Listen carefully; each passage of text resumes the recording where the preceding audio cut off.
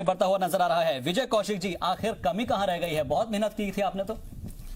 देखिए, कमी नहीं रही, कार्यकर्ताओं ने पूरी मेहनत की, लेकिन कहीं ना कहीं भाजपा का जो छद्म राष्ट्रवाद है वो हमारे लिए एक मुश्किल उसने खड़ी की और जिसका नतीजा आज हमारे सामने है। आप जानते हैं कि पुलवामा अटैक से पहले देश में मुद्दे थे रोजगार का, रोटी का, और राम मंदिर को लेकर भी भाजपा की आलोचना चल रही थी। नोटबंदी से जो आर्थिक मंदी थी उसको लेकर भी सवाल खड़े हो रहे थे। बेरोजगारी जो बड़ी तेजी से बढ़ी थी उसको लेकर सवाल खड़े हो रहे थे।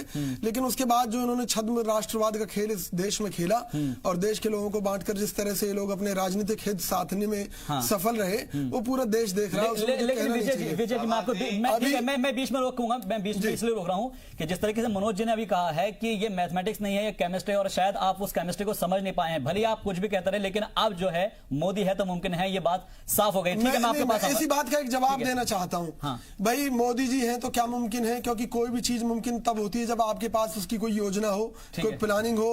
आप कहते हैं देश को विश्वगुरु बना देंगे, तो भाई साहब आपके पास क्या प्लानिंग है? आप कहते हैं धारा 370 हटा देंगे, तो मुझे बताइए कितने दिन के अंदर आप धारा 370 हटा रहे हैं? आप कह रहे हैं आतंकवाद नक्सलवाद खत्म कर देंगे, तो बताइए क्या योजना है आपके पास? इसके ऊपर रिएक्शन ले लो। जमीनी योजना है ही नहीं। मैं जब मिश्र जी से यहां पर ले लेते हैं एक रिएक्शन। अनिल जी, मोदी है तो मुमकिन है, ये बात तो साफ हो गई है, क्योंकि इतना बड़ा आंकड़ा, इतना बड़ा नंबर शायद ही पहले कभी आया हो, क्योंकि 404 के बाद अब ये दूसरा मौका है जब एक के बाद एक दोबारा से ये नंबर आए हों। नहीं, आज के इस माहौल में समय के साथ सब कुछ रहता है और निश्चित रूप से कहा जा सकता है, कोई झिझक नहीं कि मोदी हैं तो मुमकिन है।